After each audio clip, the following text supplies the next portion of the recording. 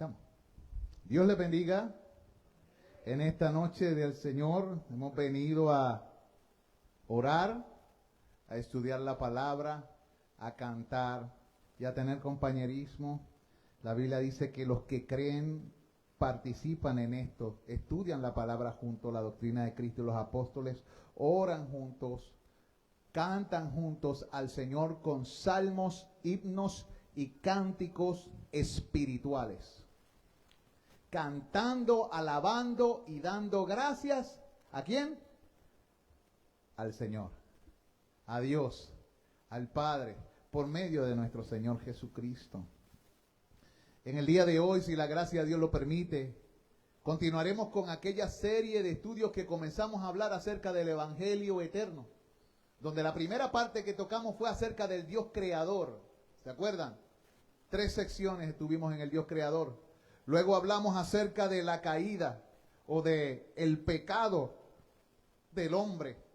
3 secciones más estuvimos allí hablando y discutiendo. Luego hablamos 5 partes acerca de la sabiduría de Dios. Hablamos acerca de la sabiduría del mundo, de la sabiduría de Dios, de la sabiduría de Jesús, de la sabiduría del Espíritu y de la sabiduría del creyente. Y hoy vamos a continuar con la serie del Evangelio Eterno en el capítulo 12 del libro de Génesis. Capítulo 12 del libro de Génesis.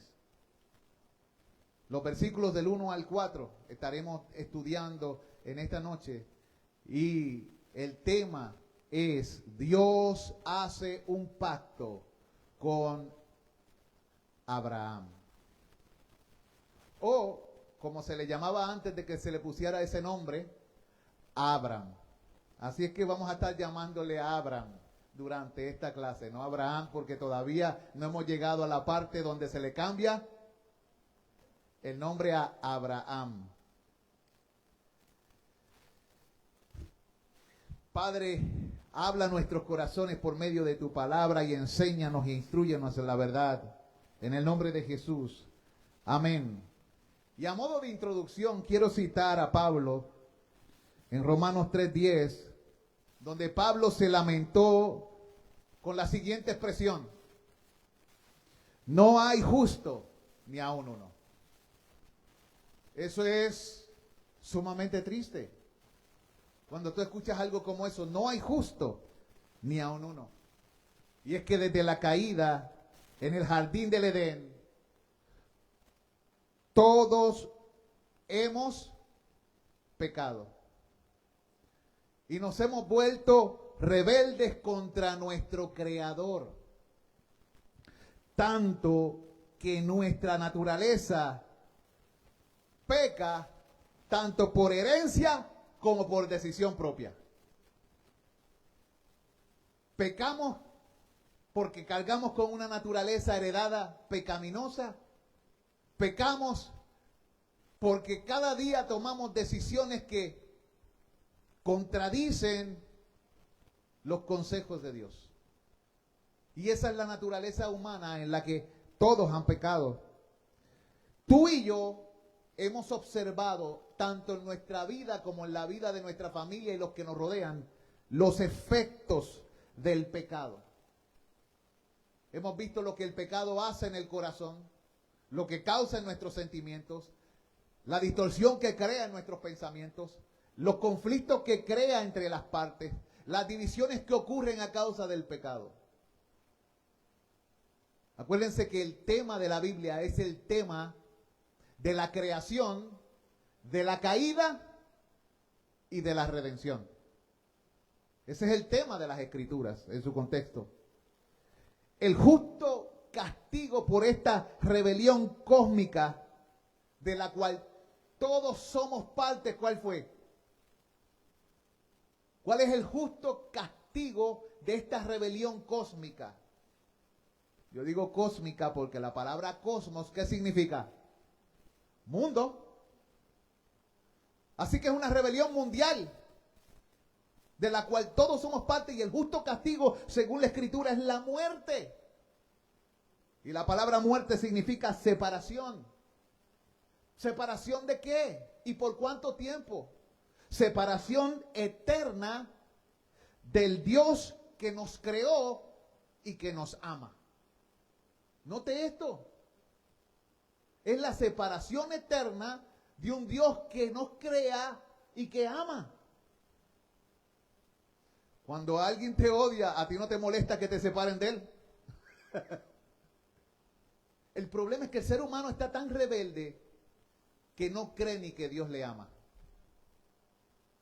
No lo cree. Duda de la bondad de Dios. Desde Génesis duda del amor de Dios. Duda de los buenos planes de Dios. Tenemos ese problema. Sin embargo, aquí los sin embargo son buenos. A través de Cristo, Dios mismo pagó el precio que debemos. Tú y yo tenemos delante de Dios una deuda. Y Dios pagó esa deuda, la deuda por nuestro pecado. Y en su glorioso plan de redención, Dios hizo lo que tú y yo no podíamos hacer. Él mismo se volvió en el justo y el que justifica a los pecadores, como dice Romanos 3:26. Él es el justo y el que justifica. Y Él ha enviado a proclamar este mensaje de salvación, de justicia y de justificación a toda tribu, lengua y nación. Para que todo aquel que en Él cree, que no se pierda, mas tenga vida eterna. Así que es importante para nosotros como individuos y como iglesia que tú y yo abracemos plenamente la misión global encomendada por Cristo, o mejor dicho, la misión mundial. Tú y yo, como parte de la iglesia del Señor, tenemos una misión mundial, una misión cósmica. La Biblia lo dice y no lo creemos. Pero si yo soy un insignificante hijo de vecino aquí en el pueblo de Mayagüez, en las alturas de un campo perdido, en el medio de yo no sé dónde. Un punto en la creación. No, si tú eres cristiano, Dios te ha elegido para formar parte de una misión cósmica. Es un llamado glorioso y grandioso. Y perteneces a un número solo conocido por el Padre. La Biblia le llama a esto los amados de Dios, los llamados de su nombre. En Génesis, capítulo 3 al 11, que fueron los que discutimos en las primeras dos secciones del Dios eterno y también de la caída en el pecado, se nos presentó un espiral descendente del pecado de la humanidad, donde tú y yo vemos los efectos devastadores y de gran repercusión que comenzaron en ¿dónde? En Edén, que culminó en el juicio de Babilonia o de Babel y en el quebrantamiento y la dispersión de la humanidad por toda la tierra. Primero diluvio, luego del diluvio se vuelven a multiplicar, luego la humanidad se vuelve a rebelar y es dispersada por toda la tierra. Y aunque la humanidad ahora estaba dividida, había esperanza de rescate del pecado. Y esta esperanza se comunicó continuamente a través de nada más y nada menos que una genealogía. Una esperanza a través de una genealogía. ¿Saben lo que es una genealogía? ¿Tienen una idea de lo que es una genealogía? ¿Qué es una genealogía? ¿No? ¿Cómo? La descendencia de mayor a menor, dice la hermana, ¿sí? Dios ha decidido salvarnos a través de una genealogía. Mire, que nos presenta otro personaje en el drama o desarrollo de las Escrituras. Y aquí aparece un evento nuevo y un personaje nuevo. Su nombre, Abraham. Así se llamaba él, Abraham. No Abraham todavía, en ese momento era Abraham. Y no se sabe mucho de Abraham, porque cuando se nos empieza a contar de Abraham, ya Abraham era mayor. O sea que no nos dice nada de su crianza, de su niñez, de su adolescencia, de cómo conoció a Sara. Todas esas cosas están porque no son pertinentes. Porque lo que lo puso a él en el mapa fue el encuentro con Dios. Y él se llegó a encontrar con Dios cuando ya era mayor. Lo que pone a la gente en el mapa de la historia y en los propósitos eternos de Dios, ¿qué? La conexión con el Creador. Así que si tú estás conectado con Dios, tú estás en el mapa del reino de los cielos. Y eres parte de la historia de la redención. No está escrita aquí, pero ¿sabe dónde está escrita? En la biblioteca celestial. Porque la Biblia habla del libro de las memorias y habla de la biblioteca del cielo. Del libro de las obras, del libro de los pensamientos, del libro de los acontecimientos futuros, del libro de la vida, del libro de los vivientes, del libro de las maldiciones. La Biblia habla de tantos libros. Del libro de los miembros. No están estas cosas escritas en tu libro. Del libro de las lágrimas. Del libro de los justos, que es lo mismo que el libro de la vida. Y esas cosas, la misma palabra de Dios las habla, no me las estoy inventando. Mire, amado y amada del Señor, él, Abraham, y su esposa Sarai no tenían hijos. Así se llamaba ella, Sarai. No tenían hijos. En Génesis 11:30, la Biblia dice, mas Sarai era estéril. Mas Sarai era estéril y no tenía hijo. Porque uno puede quedarse estéril después de tener un hijo, ¿no? Pero la Biblia está enfatizando eso. Tal vez Abraham haya sido un pastor de ovejas. O tal vez era otra cosa cuando era más joven. Pero lo que sí sabemos es que provenía de una ciudad de Ur. Como lo dice en Génesis 11. Vaya a los versículos 28 al 31. 28 y 31. Dice allí. Y murió Harán, que era hermano de Abraham, antes que su padre Taré. ¿Cómo se llamaba el padre de Abraham? Taré. ¿Y el hermano de Abraham? Harán. Y murió Harán antes que su padre Taré en la tierra de su nacimiento, en Ur de los Caldeos. Parece que Harán nació allí. Posiblemente Abraham también. Pero Abraham era mayor. Era el mayor de los hermanos.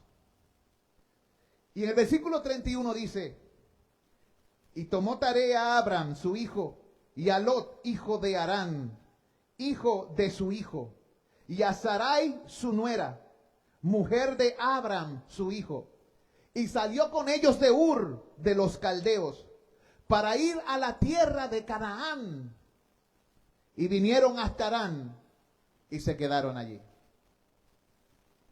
Ese es el versículo 31. Sin embargo, Dios llamó a este hombre en el cumplimiento del tiempo. Hombre desconocido. Un don nadie. ¿Cómo te atreves a decir eso? Eso es lo que somos cuando Dios no nos señala. Nos desaparecemos entre la multitud. ¿Por qué el mundo entero sabe de Abraham? de Abraham. Porque Dios lo señaló. Si Dios no lo señala, desaparece de la arena de la historia sin jamás ser mencionado. Dios lo eligió para algo glorioso. ¿Quién lo levantó? ¿Por qué oímos de su nombre y de la fe de Abraham? Porque Dios lo señaló. Y si tú eres cristiano, oiremos de ti en el cielo. Y Dios te reconocerá y te llamará hijo e hija. Y te dará nombre mejor que el de hijos y de hijas. Porque creíste en aquel que le envió. Y porque Él te señaló para creer en aquel que le envió. Y te llamó para formar parte de la historia. Y ponerte en el cuerpo de su amado Hijo. Para usarte. Para su gloria y honor. Y para la fama de su nombre. A veces no sabemos ni creemos todas estas cosas. Pensamos que es demasiado grandioso para ser verdad. Pensamos que es una historia, un cuento, una fantasía. Pero está ahí. Para que lo admiremos y lo veamos. Y nos gloriemos no en nosotros mismos, sino en el que Dios, que es justo y que justifica.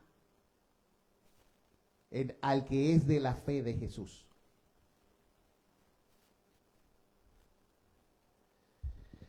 Dios eligió a este hombre como una pieza cardinal en el plan de redención. Una de las primeras piezas usadas para revertir la maldición de Babilonia. Porque Dios planeaba bendecirlo a él y a sus descendientes de una manera única.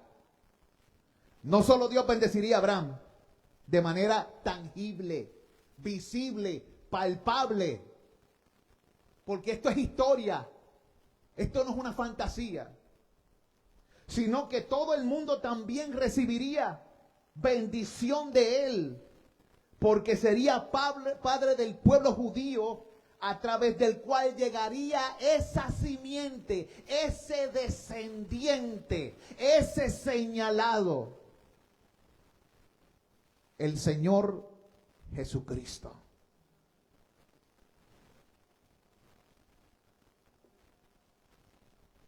Jesucristo es el descendiente prometido a Abraham. Él es el descendiente del cual fluye la salvación. Solo en Él hay salvación. Aleluya. Y Dios, punto número 1, el de hoy, inicia una relación renovada con los seres humanos a través de este hombre y lo que será su descendencia. Vayamos al capítulo 12 del libro de Génesis y leamos el versículo del 1 al 4.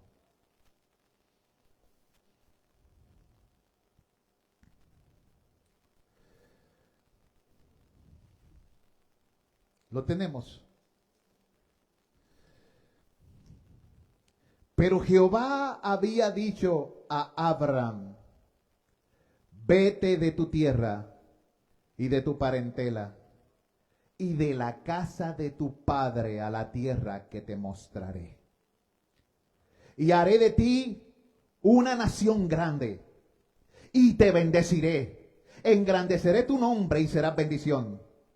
Bendeciré a todos los que te bendijeren, y a los que te maldijeren maldeciré. Y serán benditas en ti todas las familias de la tierra. Y se fue Abraham como Jehová le dijo, y Lot fue con él. Y era Abraham de edad de 75 años cuando salió de de Harán. ¿Cuántos tienen aquí la mayoría? Entre 76 y 75. ¿Verdad? Aquí hay un bonche así. A veces nos decimos, ¿hará algo Dios conmigo a esta edad? Es que ya yo estoy viejo y acabado. Me faltan un par de recortes. Tú no sabes. Cuando vemos las escrituras, vemos que Dios llama muchas veces a personas que otros desechan, que ya están en un momento de debilidad, pero los usa poderosamente. La conquista de la tierra prometida fue llevada a cabo o dirigida por un hombre de 80 y otro de 85. Caleb y Josué. ¿Vieron? ¿Vieron? ¿Cuántos aquí tienen 80 y 85?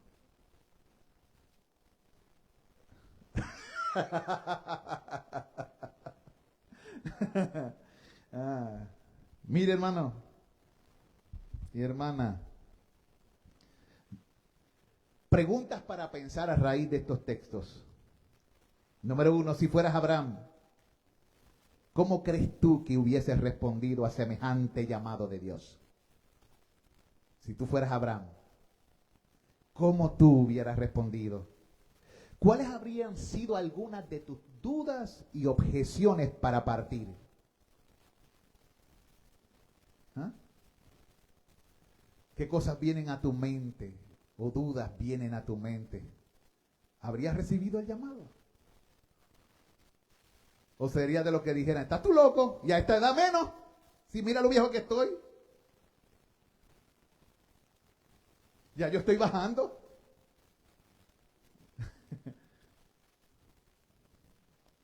Segunda pregunta. ¿Qué revela la respuesta de Abraham sobre su fe y sobre la naturaleza de la fe en general?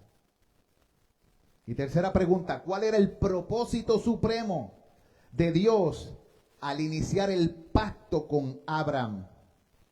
¿Por qué es importante esto para reconocer la salvación en la historia y en nuestras vidas?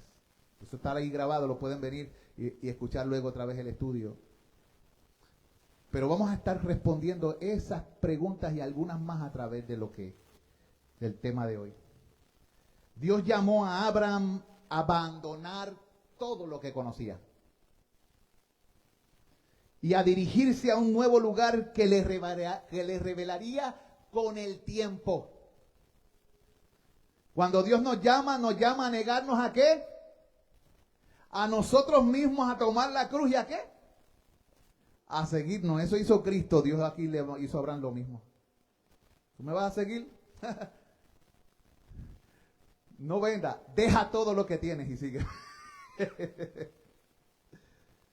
Abraham demostró fe al responder de manera positiva, aunque no conocía los detalles concretos del llamado de Dios. Él no sabía todo lo que había que saber, él no sabía todo. De hecho, la fe no tiene que saber todo lo que va a suceder. ¿Oyó? ¿Abraham sabía todo lo que iba a suceder? No, él sabía que tenía que dejar el lugar e irse a un lugar que Dios le mostraría. Y en el proceso de caminar, relacionándose con Dios, él conocería los propósitos y los planes de Dios. De día en día, dependiendo, escuchando, caminando, esperando muchas veces en silencio por años. En el Nuevo Testamento, Jesús nos revela que Abraham vio el día de Jesús. O sea que en esos años, en las conversaciones que Dios tuvo con Abraham, le mostró su día. Abraham vio mi día y creyó, dice Jesús. Y ellos le dijeron, tú no tienes ni 50 años y has conocido a Abraham.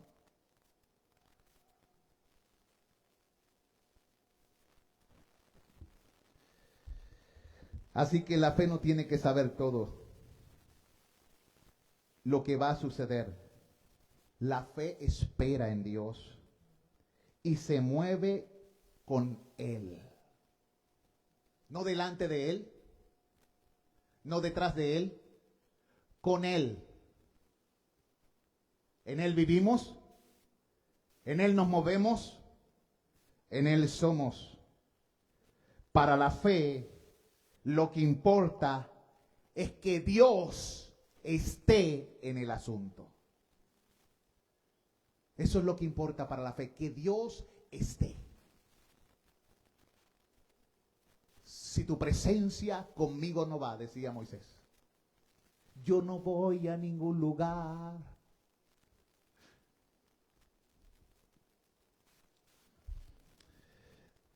El plan de Dios era hacer pacto con Abraham y usarlo como un vehículo mediante el cual bendeciría a las familias o naciones de la tierra. Como vimos en los primeros estudios que dimos sobre el Evangelio eterno, en Génesis 11, cuenta la historia de las generaciones que surgieron después del diluvio y que se establecieron en un valle en la tierra de Sinar y empezaron a construir la torre de Babilonia o de Babel, con la intención de que la cima de esta torre tocara o llegara hasta ¿dónde? Al cielo, porque ellos querían hacerse de un nombre. Pero el Señor descendió y juzgó a esta gente por exaltarse a sí mismos y por rebelarse, y los esparció sobre la tierra. El problema del pecado y la separación de Dios que comenzó en el jardín en Génesis 3 no había mejorado después del diluvio. Se había puesto peor. Las personas ya no tan solo estaban separadas de Dios, sino que también estaban separadas las unas de las otras.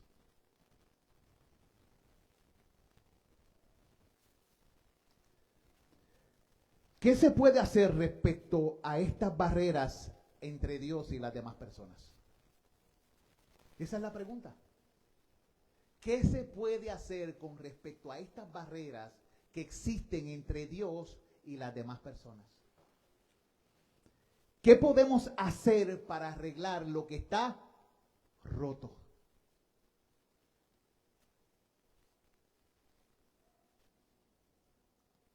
Bueno, vimos una vez y otra vez en la historia que no se podía hacer nada. Por lo menos los hombres no pueden hacer nada, porque los hombres son el problema. ¿Quiénes son el problema? Los hombres. ¿Por qué son el problema? Porque el pecado y la rebelión está en ellos. No importa dónde corran, no importa dónde huyan, no importa dónde vayan. Si ellos son el problema, lo que van a hacer es llevar problemas ¿a dónde? A donde corran, a donde huyan, a donde vayan.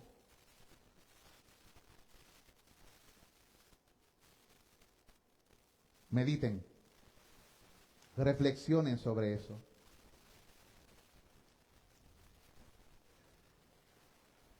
Dios puede hacer lo que es imposible para los hombres. ¿Quién dijo eso? Jesús. Lo que es imposible para los hombres, para Jesús es posible. Gloria a Dios por el Señor Jesucristo. Él, el Señor, ya había prometido que un hijo de Eva aplastaría la cabeza de la serpiente. En Génesis 3:15. Él ya lo había prometido. Y el linaje a través del cual llegaría este elegido pasaba por Set y luego por Noé. Y en Génesis 12 Dios reveló que el libertador vendría de Abraham y su familia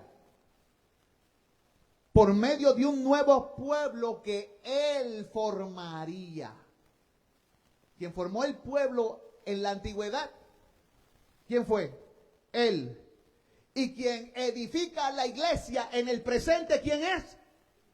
Él. ¿Vieron? Él edificará su iglesia. Si Él hubiera dejado todo eso a ti y a mí, hace tiempo que la iglesia hubiese desaparecido. Pero Dios no nos abandona. No te dejaré, dice el Señor en su palabra. En Génesis 12, del 1 al 4, nos muestra que Dios inició una relación con los portadores de su imagen nuevamente. ¿Quiénes son los portadores de su imagen? ¿Quiénes son? Nosotros. En este caso había uno allí que se llamaba Abraham y él era un portador de la imagen, porque a imagen de Dios fue creado ¿qué? El hombre. Y debemos notar que en esos textos el énfasis que hay es en la primera persona. ¿Quién es el que promete? Es la pregunta. ¿Quién es el que promete? El que promete es el Señor. En su declaración a Abraham, ¿qué nos muestra el texto? Nos muestra que Dios es el iniciador del pacto. Ni siquiera los hombres querían eso. Los hombres no buscan, no hay quien busque a Dios. ¿Quién buscó a Abraham en aquella ciudad? ¿Quién fue? Dios. Dios es el iniciador. Por esto tanto la promesa como la esperanza de salvación vienen de Él y no de nosotros. Siempre la promesa y la esperanza se encuentran en Él. A través de los descendientes de Abraham, y más específicamente de aquel descendiente Jesucristo, Dios revertiría la desgracia de Edén. ¿Cuál es la desgracia de Edén? La separación de Dios. Y también la desgracia de Babilonia, que es la separación entre las personas. Las personas de Babilonia querían hacerse un nombre, como dice Génesis 11:4. Y dijeron, vamos, edifiquemos una ciudad y una torre cuya cúspide llegue al cielo y hagamos un nombre por si fuéramos esparcidos sobre la faz de la tierra. Pero Dios prometió engrandecer el nombre de Abraham. Ellos querían engrandecerse y exaltarse a sí mismos y fueron humillados. Pero Abraham no estaba buscando esas cosas y Dios lo señaló en el tiempo, lo escogió, inició el pacto con él y decidió por cuenta propia darle un nombre, como dice Génesis 12:2. Y haré de ti una gran nación y te bendeciré. Y engrandeceré tu nombre y serás bendición. O sea que el que levanta y le da a la persona nombre, altura, es el Altísimo Dios. Él ha dicho, el humilde habitará junto a mí. ¿Y dónde habita Dios? Yo moro en las alturas, en la eternidad. ¿Quién sube allí? Aquel que Dios quiere que suba allí. A este exalta, a este humilla, para que nadie busque nada fuera de Dios. Y toda boca se cierre y reconozca que solo el Señor es Dios. Quien exalta, quien humilla, quien cierra, quien abre, el comienzo y el final. Él es el que es. Amén. Aleluya. Los rebeldes de Babilonia quedaron esparcidos por toda la tierra, bajo el juicio de Dios. Pero el Señor prometió bendecir a todas las familias de la tierra a través de Abraham. Oye, ¿eres creyente? ¿Tienes familia? ¿Habitas en familia?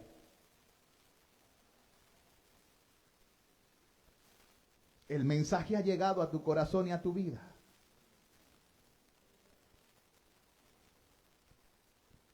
Génesis 12:3 dice, bendeciré a los que te bendijeren, y a los que te maldijeren maldeciré, y serán benditas en ti todas las familias de la tierra. Dios revertiría la tragedia mediante una relación de pacto. ¿Qué usa Dios para revertir la tragedia? Una relación de pacto. Y todo comienza con un pacto con un hombre llamado Abraham. Y Dios le hizo a este hombre 3 promesas.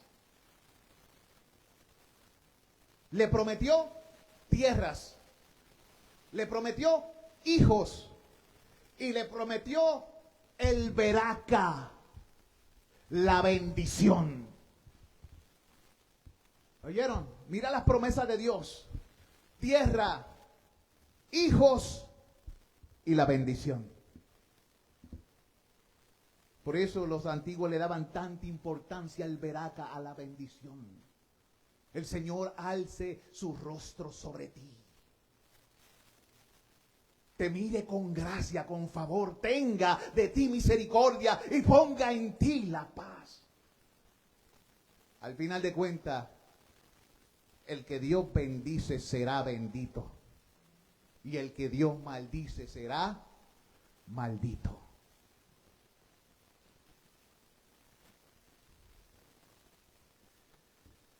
Amados, primero Dios le prometió tierra, y respecto a esto le mandó que dejara su propia tierra. Fíjate, él le prometió tierra, pero le dijo, te voy a dar una tierra, pero tienes que soltar la que tienes. Y le dijo que viajara con él a otra que él le mostraría. Y al terminar el texto vemos que Abraham obedece el mandamiento de Dios y parte desde Harán hacia Canaán, la tierra prometida. ¿Y cuál fue la expresión de fe de Abraham en aquel entonces? ¿Cuál fue su expresión de fe? La obediencia.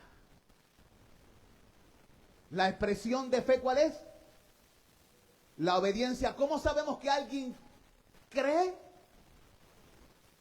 Porque obedece. ¿A quién vino Cristo a salvar? A los que creen. ¿Y cómo sabemos que creen? Porque obedecen. Él vino a ser autor de eterna salvación para todos los que le obedecen. Hebreos. ¿Vieron? Y la expresión de Abraham fue la obediencia. Una expresión de fe en la promesa de Dios. Segunda promesa. Dios les prometió hijos cuando afirmó que transformaría a Abraham en una gran nación. Haré de ti una gran nación. Y esto fue una continuación de la promesa dada en Génesis 3:15, donde se levantaría un hijo para aplastar al maligno. En varios puntos clave Dios se refiere a la descendencia de Abraham. Vayamos a Génesis 15:5 y luego a Génesis 17:8 para dar algunos versículos. En Génesis 15:5 la Biblia dice, y lo llevó fuera. Así que él estaba en la tienda, ¿verdad? Donde habitaba, porque él habitaba en tiendas.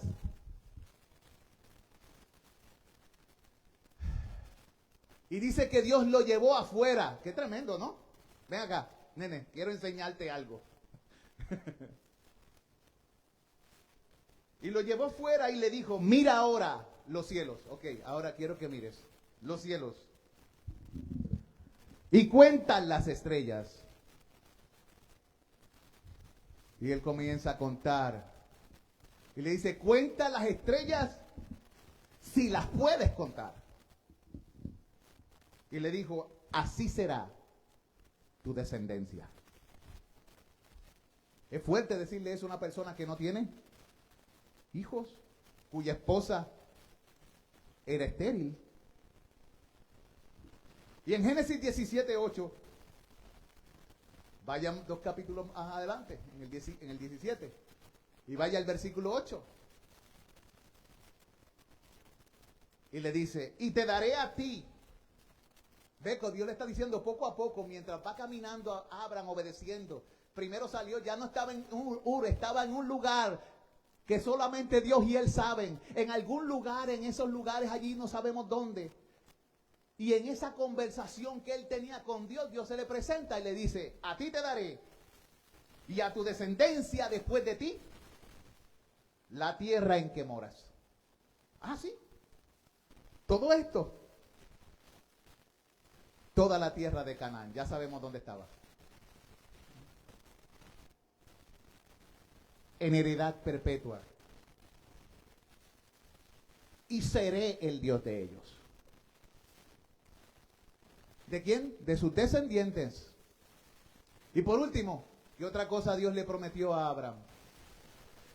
Dios prometió bendecir a todos los pueblos de la tierra a través de Abraham y su descendencia y su simiente. Una promesa que prepara el terreno para el resto de la historia. Porque de Abraham surgirían los israelitas, quienes fueron llamados a no recibir las bendiciones de Dios solo para ellos mismos, sino a ser una luz a todas las naciones, llevándolas a adorar al único Dios vivo y verdadero. Pero se desviaron. Ellos se desviaron, pero Dios nunca se desvió.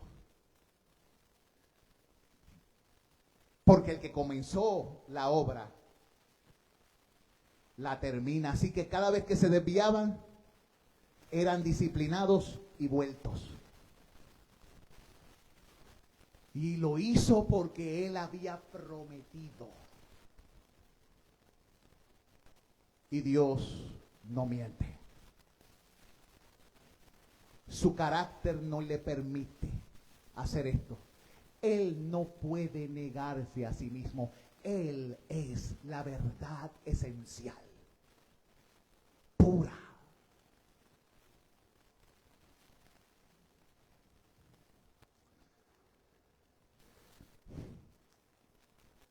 Lo que nos lleva a unas preguntas que deberían hacerse ustedes y llevárselas a sus casas para dar la segunda parte a la oración. Desde el principio, la relación con Abraham requirió a que Abraham obedeciera un llamado divino. ¿Por qué crees que Abraham obedeció a Dios al dejar atrás su tierra?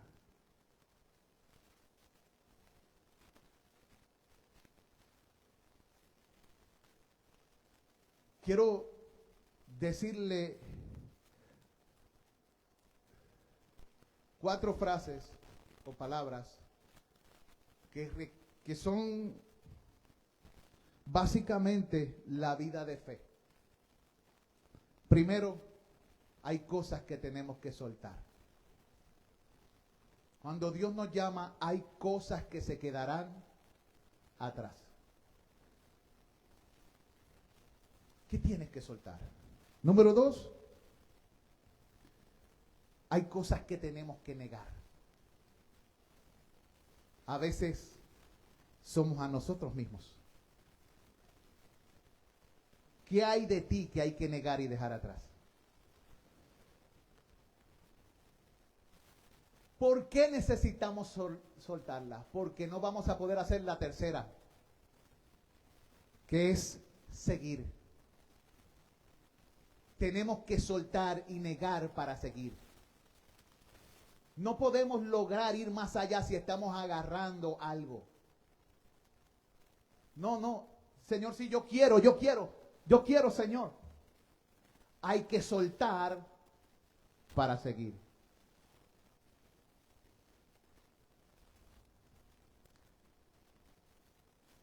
Si queremos la cuarta palabra, tener.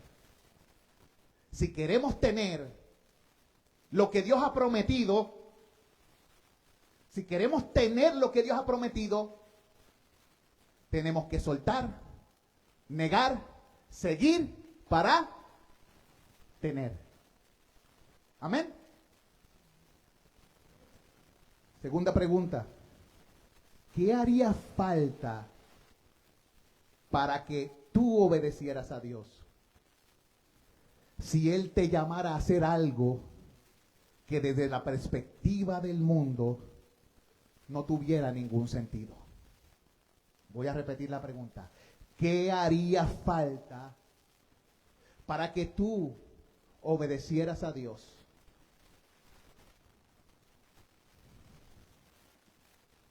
Si Él te llamara a hacer algo que desde la perspectiva del mundo no tuviera ningún sentido.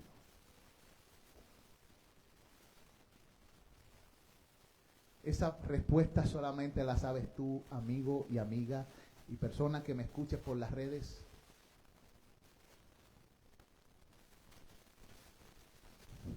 ¿Quién es el sabio?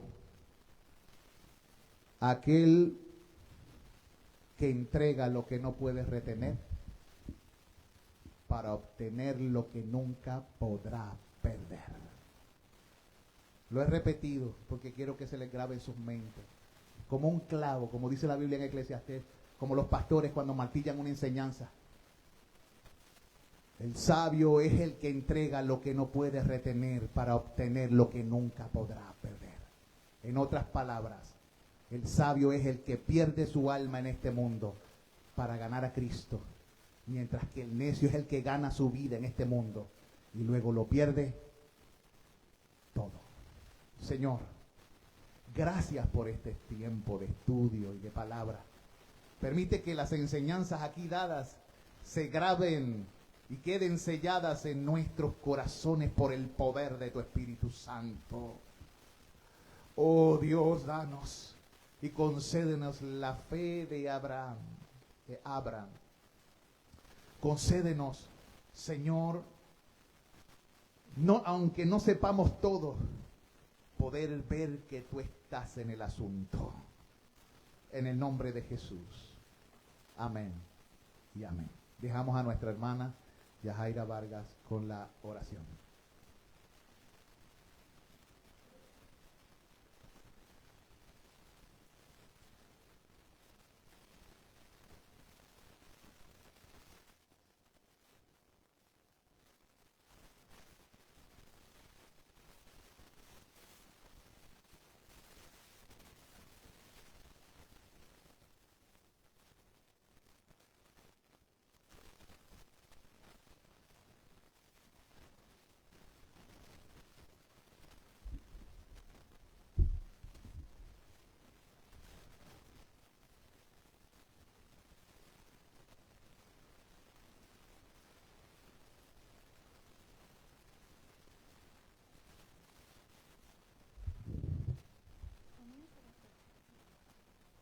Hermanos, Dios les bendiga. Yo les había dicho que si me tocaba otra vez íbamos a estudiar el Salmo 119. Y es verdad. Pero no se me preocupen, que vamos a estudiar simplemente la primera letra, Aleph, que son los primeros 8 versículos. Así que por favor, todo el que pueda, vamos a ir buscando el Salmo 119.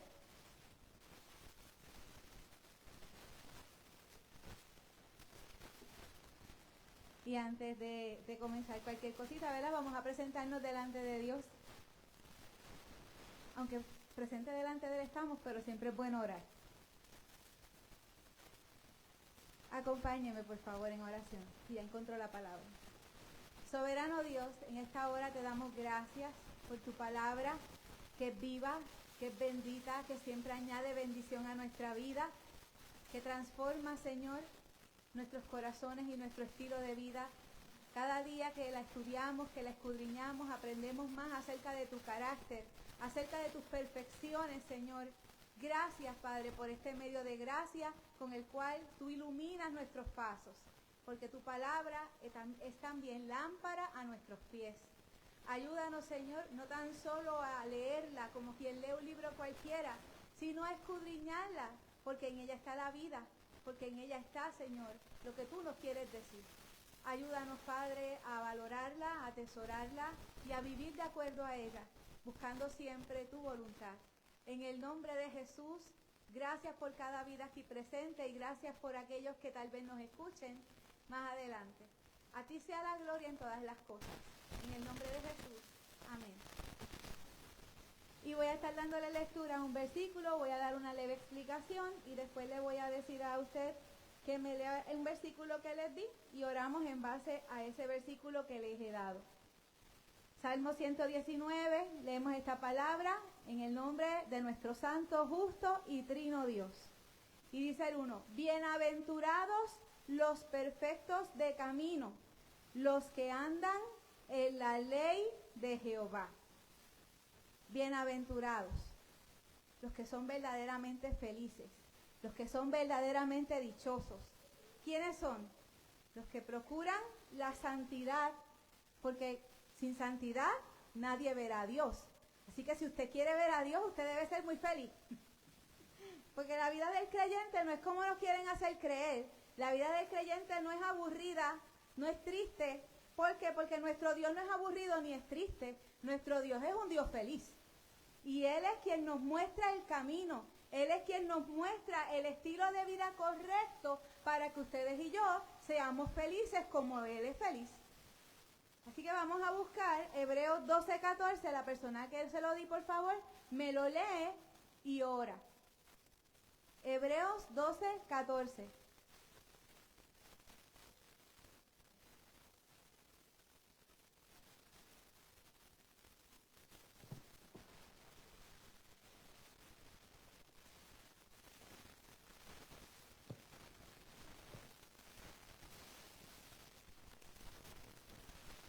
Si lo consigo.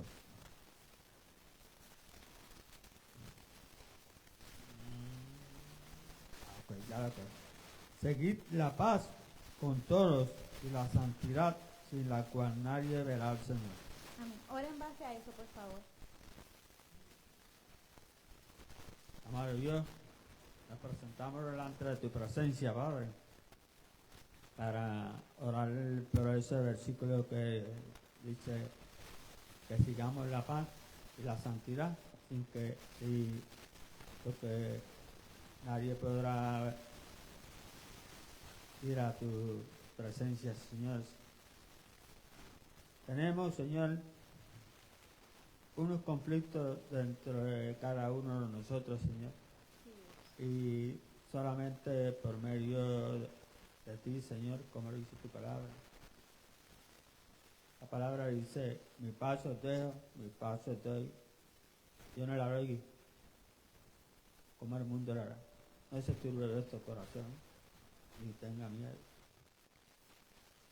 La paz para con cada uno de mis hermanos, Señor. Para cada uno, Señor, de todos y cada uno, Señor. Tanto los vecinos, compañeros de trabajo, desconocidos. Pedimos en el nombre de Cristo, Señor, que cada uno de nosotros, Señor, por medio de lo que tú has provisto, Señor, en cada uno de nosotros, Señor, que amemos, Señor, a nuestros hermanos, de la manera que la palabra lo dice, Señor. Pero también tenemos que amar a nuestros enemigos, Señor, porque tú lo mandas, Señor.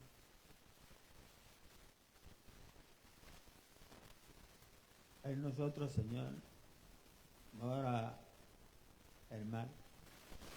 Como dice el Salmo, el salmista, que tú nos limpias a nosotros, Señor, de nuestra maldad, de esa maldad hereditaria, Señor, de esa maldad que aprendimos, Señor, de nuestra familia, Señor, infundada en el mundo. Nosotros, Señor, nos ponemos delante de tu presencia, Padre, para que obre de una manera especial en cada uno de nosotros, Señor. Así como Cristo nos amó, Señor, y no tomó en cuenta nuestros pecados, Señor. Gracias, Señor. Te damos gracias, Padre. Te damos gracias por el sacrificio de Cristo en la cruz del Calvario, Señor, derramando su sangre preciosa como cordero inmolado, que dio su vida, Señor, en rescate por cada uno de aquellos que, por medio de tu palabra, Señor, que recibieron, Señor, el mensaje de salvación, Señor.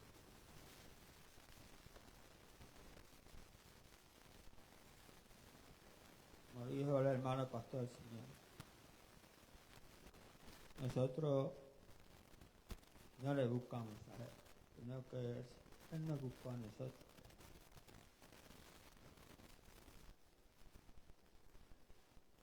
Como dice la palabra, no hay justo ni hay un uno, no hay bueno ni hay un uno, Señor.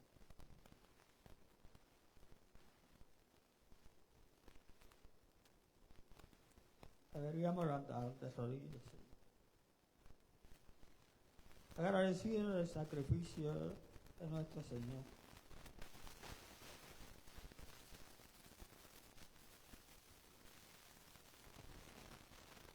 Dame gracias.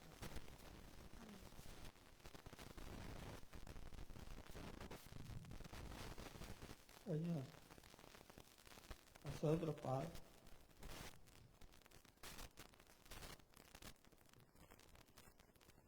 de muerte, separado de Dios, pero de tal manera amó Dios al mundo que ha dado a su Hijo unigénito para que todo aquel que no cree no se pierda, mas tenga existencia.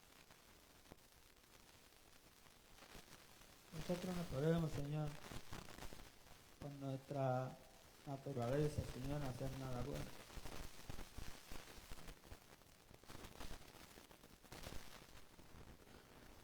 Lo bueno que podemos hacer, Señor, es porque tú lo produces en nosotros.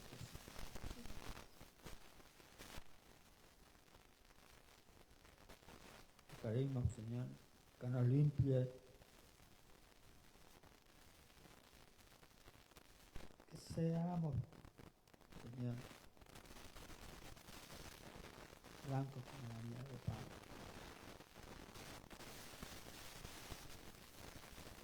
Te pedimos, Señor,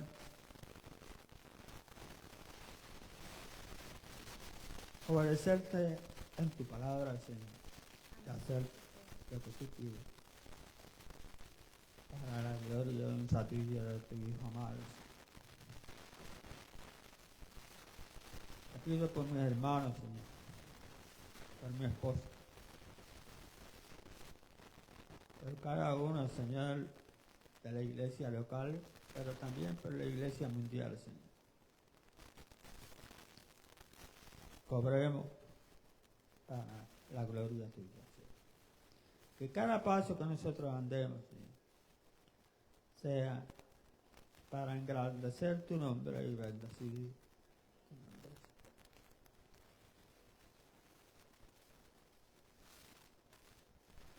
Te lo pedimos todo en el nombre de nuestro Señor Jesucristo. Amén. El versículo número 2 dice: bienaventurados los que guardan sus testimonios y con todo el corazón le buscan. Sabemos que la razón de tanto dolor y tanto sufrimiento en este mundo es el pecado, porque el pecado mantiene a las personas alejadas de Dios. Ser perfectos de camino es andar en la ley de Jehová, la cual es perfecta. Fíjense que en ese versículo habla de verbos, guardar los testimonios y buscarle con todo el corazón.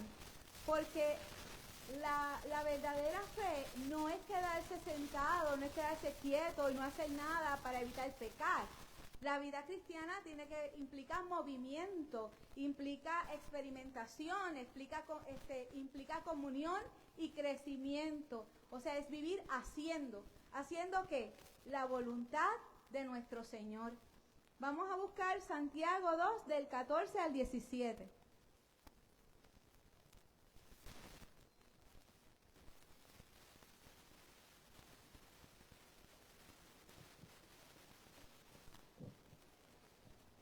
Dice la palabra del Señor.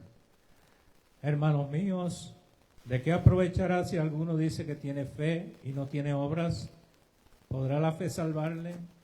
Y si un hermano o una hermana están desnudos y tienen necesidad del mantenimiento de cada día, y si alguno de vosotros les dice, id en paz, calentaos y saciaos, pero no les dais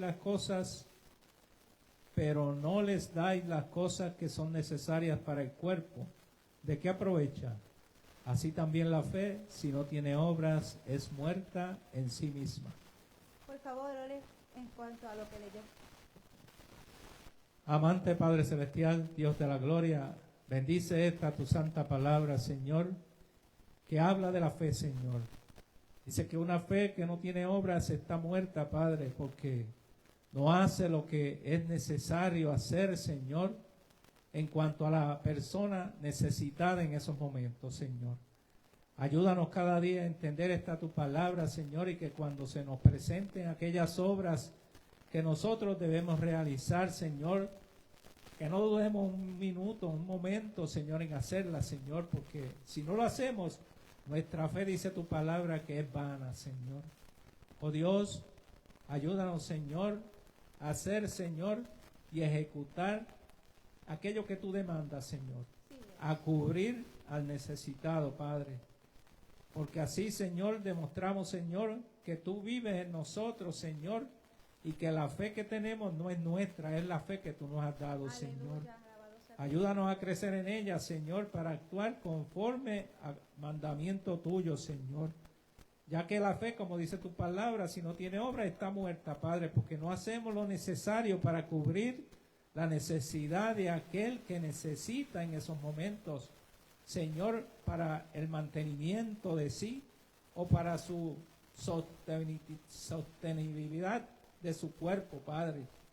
Ayúdanos cada día a proveer, Señor, esa necesidad inmediata, Señor, cuando tú nos presentas, Señor, ese problema que podemos tener delante, Señor, para cubrir a otros que llevan una necesidad inmediata y nosotros somos los indicados a cubrirla.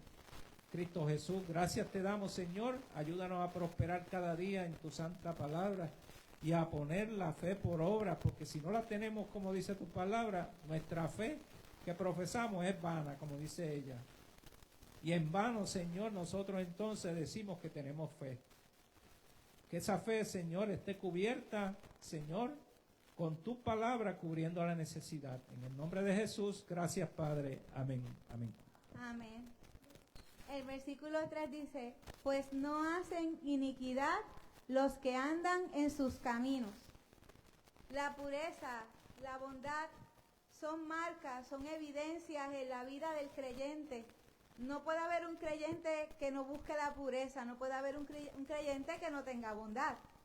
Conocemos la voluntad de Dios de varias maneras, pero la manera más segura y más cercana es sin duda la palabra de Dios. Así que si usted procura conocer la voluntad de Dios, la mejor manera, la palabra profética más segura es la Biblia. Juan 5:39.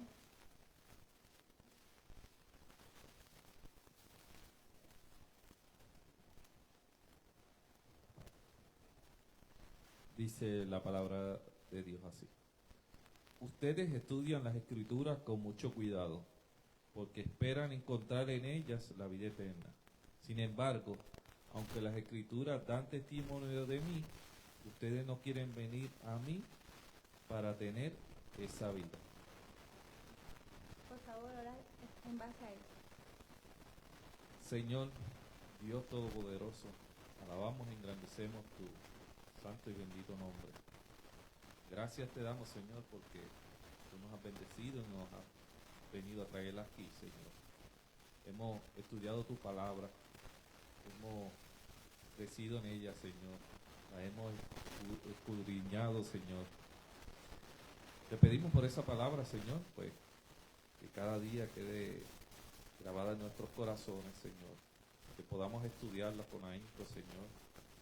Que podamos abrazarla, Señor, que podamos grabarla en nuestra mente, Señor. Sin embargo, Señor, hay muchas personas que buscan tu palabra, Señor, pero no entienden la importancia de ella, Señor. Esa importancia de tener a Cristo en nuestro corazón, Señor. Tener a Dios en nuestro corazón. Oramos, Señor, por todas aquellas personas que dicen que te conocen, Señor, que te buscan, pero realmente no tienen lo importante, no tienen la esencia, no tienen a Cristo como Señor y Salvador. Que tú, Señor, tome la iniciativa en esos corazones, como lo hiciste con Abraham, Señor, que tú transformaste su vida y su corazón. Te presento por aquellos que vienen aquí a la iglesia y escuchan tu palabra, la leen, pero que no tienen a Cristo en el corazón, para que tú transformes esas vidas, Señor. Tú los muevas, Señor, hagas corazones nuevos delante de ti, Señor, porque sabemos que cuando tú tomas la iniciativa, nadie se puede apartar de ti. Amén. Porque la gracia y la fe han llegado a su corazón, Señor. Te pedimos estas cosas en el nombre de Jesús, reconociéndote como nuestro Señor y Salvador. Amén. Amén. Versículos 4 y 5 dicen: Tú encargaste que sean muy guardados tus mandamientos. Ojalá fuesen ordenados mis caminos para guardar tus estatutos. El obediente recibe bendición y a la vez con su obediencia honra a Jehová. El que es sabio se agrada en obedecer a Dios. Así que, pero nosotros necesitamos sabiduría para tener la capacidad de entender y obedecer la palabra de Dios. Nosotros necesitamos orar que se avive en nuestro corazón ese anhelo para ser de aquellos que guardan los testimonios de Jehová. O sea, nosotros necesitamos mucha sabiduría. Santiago 1:5.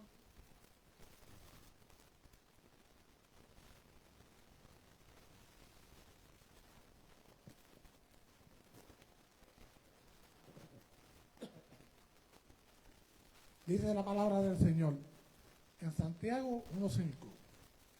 Si alguno de vosotros tiene falta de sabiduría, pídale a Dios, el cual da a todos abundantemente y sin reproche, y le será dada. Ore por eso, por favor.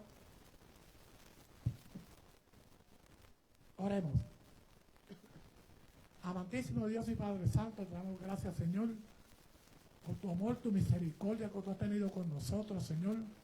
Por esta palabra, Señor, que tú has permitido, Señor, que yo pueda leerla, Padre Santo, porque esa palabra habla por ella misma, mi Dios Santo, Señor. Porque tú has dado, Señor, la esperanza a cada uno de nosotros, Señor, de alguna duda o de algo que necesitemos, Señor, que te pidamos, Padre Santo, porque tú estás presto para ayudarnos y darnos todo lo que necesitamos, Señor. Amén. Gracias te doy, Señor, porque tú eres bueno, Señor. Porque para siempre es tu misericordia, Señor. Tu palabra lo dice, Padre. Padre, te doy gracias por todo, Padre, en el nombre de Cristo, tu Hijo amado, nuestro único y suficiente Salvador, a quien le damos toda la gloria y toda la honra siempre por todos los siglos. Amén. Amén. El versículo 6 dice: Entonces no sería yo avergonzado cuando atendiese a todos tus mandamientos. Aquí vemos que el salmista se parece mucho a nosotros, por lo menos se parece mucho a mí, porque él reconoce que él todavía no ha llegado a ser perfecto en todos sus caminos. Cuando él comparaba su vida con lo que dice la palabra de Dios, sentía vergüenza, pero oraba por el poder para vivir sin sentir esa vergüenza. Fíjese, hay varios tipos de vergüenza. Pero esa vergüenza que él sentía realmente era un acto de la gracia de Dios, porque eso significa que este hombre tenía una conciencia tierna.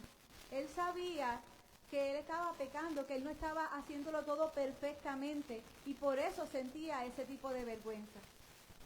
Salmo 139, 23 y 24. Examíname, oh Dios, y conoce mi corazón. Pruébame y conoce mis pensamientos, y ve si hay en mí camino de perversidad, y guíame en mi camino eterno. Señor, te damos gracias por este día, te damos gracias por todo lo que nos has dado. Te damos gracias, Señor, que por esta noche, Dios, te pedimos, Dios mío, que verifique nuestros corazones, examínalo, Señor. Ponlos a través de la luz de tu palabra, Señor, y mira alguna impureza dentro de nuestro camino, de nuestro corazón. Límpianos, Padre, de toda perversión y de todo extravío que viene de parte de este mundo, Señor. Enfócanos para seguirte solo a ti, Señor. Que podamos verte a ti en todo lo que hagamos, porque tú eres nuestro todo, Señor. Te lo pedimos en el nombre de Jesús. Amén. Amén. Y los versículos 7 y 8 dicen: Te alabaré con rectitud de corazón, cuando aprendiere tus justos juicios. Tus estatutos guardaré, no me dejes enteramente. Y esta es la conclusión. Nosotros no solo debemos alabar a Dios, sino estar seguros de alabar a Dios con rectitud de corazón. No tan solo alabar a Dios con nuestro cuerpo, sino con un estilo de vida que vaya a la par con lo que dicen las Escrituras. Tenemos que cada día seguir perseverando, seguir procurando la santidad cada día más. Spurgeon comentó que aquel que ora por santidad, un día alabará por la felicidad. La verdadera comida y bebida de Jesús era siempre hacer la voluntad de su Padre.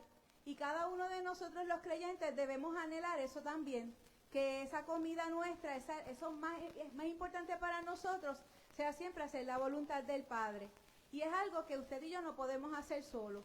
Nosotros necesitamos la ayuda de Dios. Si Dios nos dejara, aunque sea un momento, nosotros nos vamos a morir, eso es claro. Y a veces parece como si Dios nos hubiera dejado. A veces hay momentos en que uno se siente como que Dios está lejos. Y puede ser, ¿verdad? Si hay un pecado o alguna situación que haya ofendido a Dios, puede haber un alejamiento de parte de Dios. Pero Él ha prometido estar con nosotros todos los días. Lo que se estorba es la comunión. Dios siempre está con usted.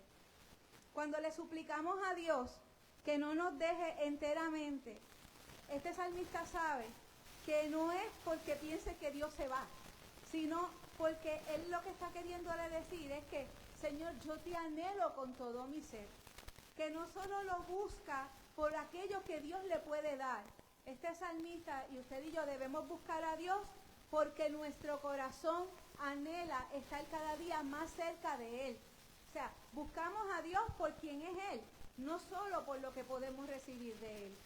Tenemos que decir, como decía Asaf en el Salmo 73, 28, pero en cuanto a mí, el acercarme a Dios es el bien. Eso es lo que nos debe de motivar a nosotros, ese acercamiento a Dios.